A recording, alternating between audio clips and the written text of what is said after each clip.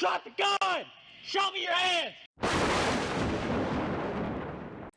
Welcome to the Weekly Homicide Report, the weekly program where we talk about all the people that needlessly died at the hands of another person. Now let's take a look at this week's graph. Chicago added 9 this week and finds itself in the single digits for the second time in 3 weeks.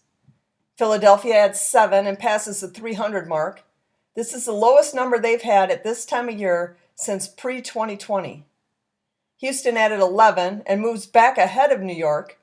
These two have been fighting for that spot for weeks now. New York held it most of the year, but they've been going back and forth now for a few weeks. New York City added 4, Baltimore added 2, and should pass the 200 mark by this time next week. DC added 4. They have 42 more this year than they had at this time last year.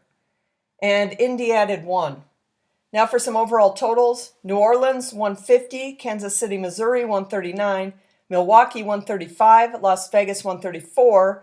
Columbus, Ohio, 113. Birmingham, Alabama, 98. Atlanta, 93.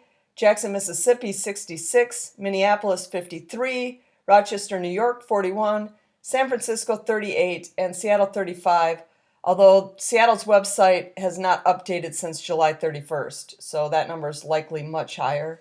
There were 8 mass shootings last week, and the bad guys are doing their best to prove me wrong. I thought we'd pass the 500 mark by Sunday, and here we sit at 499 on Friday. We're still keeping pace with the record-breaking 690 set in 2021, and I'm not swayed by the recent lack of production. The over-under is still at 700, and I'm still taking the over.